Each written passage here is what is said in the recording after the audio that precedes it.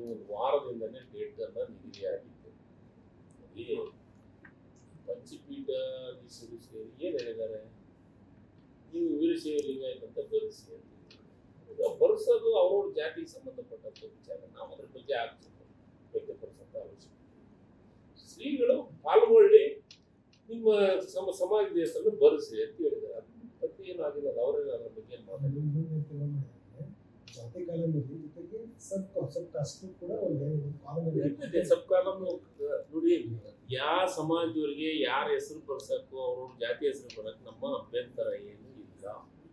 ವಾಸ್ತವ ಸತ್ಯ ತಮ್ಮ ಜಾತಿಯ ಹೆಸರನ್ನ, ಸಮಾಜದ ಹೆಸರನ್ನ ಬರ್ಸ್ಲಿಕ್ಕೆ ಯಾರ ಅಭ್ಯಂತರ ಇಲ್ಲ, ಯಾರ ಕಟ್ಟಪ್ಪಣೆನೂ ಇಲ್ಲ ಇರುತ್ತೆ.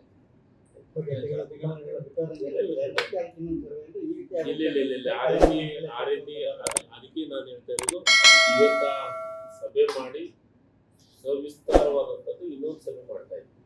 ಅದಕ್ಕೆ ನಮ್ಮ ಯಾವ ರೀತಿ ಮಾಡ್ಬೇಕು ಅನ್ನೋದ್ರ ಬಗ್ಗೆ ಮತ್ತಿನ್ನೂ ಏನೇನು ತಯಾರಿ ಮಾಡ್ಬೇಕು ಅನ್ನೋದ್ರ ಬಗ್ಗೆ ಮಾಡ್ತೀವಿ. ತೆಲಂಗಾಣಕ್ಕೆ ಹೋಗಿ ಬಂದ್ರೆ ಮತ್ತೆ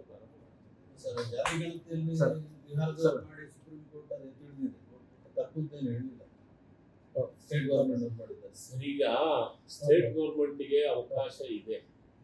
10 ವರ್ಷಕ್ಕೊಮ್ಮೆ ಸೆನ್ಸಸ್ ಮಾಡಬೇಕು ಅಂತ ಸಾಮಾಜಿಕ ಮತ್ತು ಶೈಕ್ಷಣಿಕ ಸಮೀಕ್ಷೆಯನ್ನು ಮಾಡಬೇಕು ಅಂತ ಇದೆ.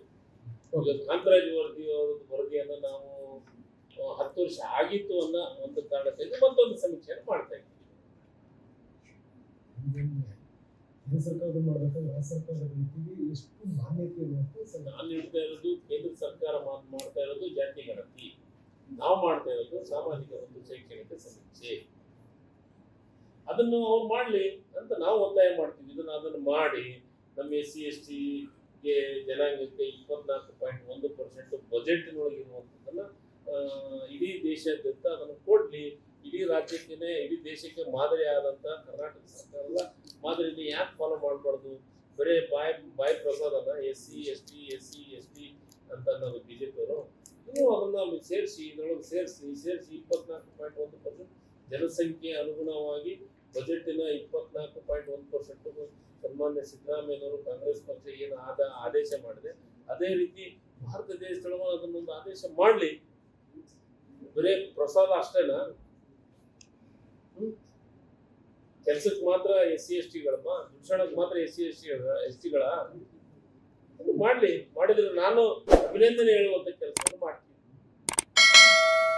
ಸರ್, ಲೋಕಸಭೆ ವಿರೋಧ ಪಕ್ಷ ನಾಯಕರಾದಂಥ ರಾಹುಲ್ ಗಾಂಧಿ ಒಂದು ಗಂಭೀರವಾದಂಥ ಆರೋಪವನ್ನು ಹೊಸದಾಗಿ ಮಾಡಿದ್ದಾರೆ. ಅದೇನು ಅಂದರೆ, ಮಹಾರಾಷ್ಟ್ರ ಮತ್ತು ಮಧ್ಯಪ್ರದೇಶದಲ್ಲಿ ಯಾವ ರೀತಿಯಾಗಿ ಚುನಾವಣಾ ಅಕ್ರಮ ಆಯಿತು, ಅದೇ ರೀತಿ ಕರ್ನಾಟಕದಲ್ಲೂ ಕೂಡ ಲೋಕಸಭಾ ಚುನಾವಣೆ ನಡೆಯುವಂಥ ಸಂದರ್ಭದಲ್ಲಿ ಅಕ್ರಮ ಆಗಿದೆ, ಚುನಾವಣಾ ಆಯೋಗ ಅಕ್ರಮದಲ್ಲಿ ಭಾಗಿಯಾಗಿದೆ.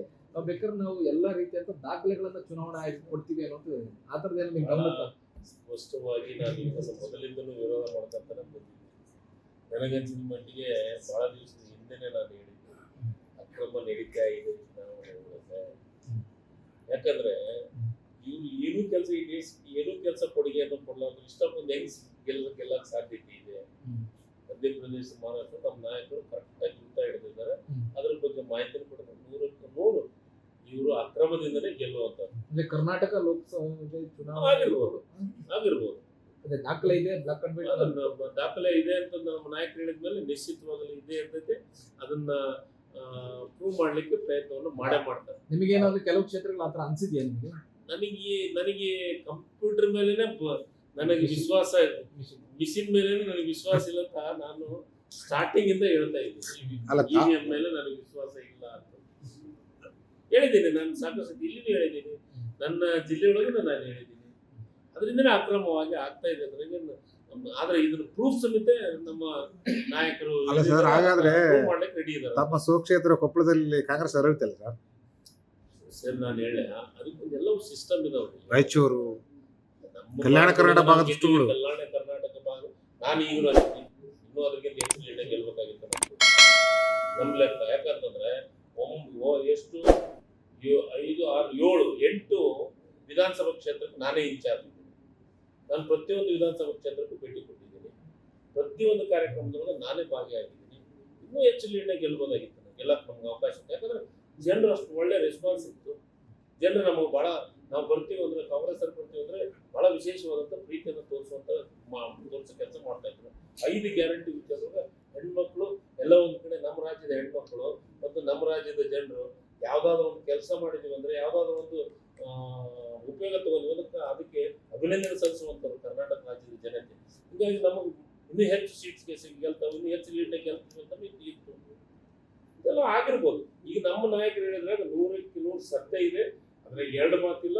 ನಿಜವಾಗಲೂ ಈ ವಿಚಾರದೊಳಗ ನಮ್ಮ ನಾಯಕರು ಹೇಳಿದಂಗೆ ಅಕ್ರಮ ನಡೆದಿದೆ, ಇದನ್ನ ಪ್ರೂವ್ ಆಗಂತ ಕಾಲ ಬಂದೇ ಬರ್ತದೆ. ಇನ್ನೊಂದು ಸಲ ಲೇಟೆಸ್ಟ್ ಹಾಗೂ ಇಂಟ್ರೆಸ್ಟಿಂಗ್ ಸುದ್ದಿಗಳಿಗಾಗಿ ಬಾಸ್ ಟಿವಿ ಕನ್ನಡ ಚಾನೆಲ್ನ ಸಬ್ಸ್ಕ್ರೈಬ್ ಮಾಡಿ. ಹಾಗೆಯೇ ಬೆಲ್ ಐಕಾನ್ ಪ್ರೆಸ್ ಮಾಡಿ. ಇದರ ಜೊತೆಗೆ ಫೇಸ್ಬುಕ್, ಇನ್ಸ್ಟಾಗ್ರಾಮ್, ಎಕ್ಸ್ನಲ್ಲೂ ಮಿಸ್ ಮಾಡದೆ ಫಾಲೋ ಮಾಡಿ.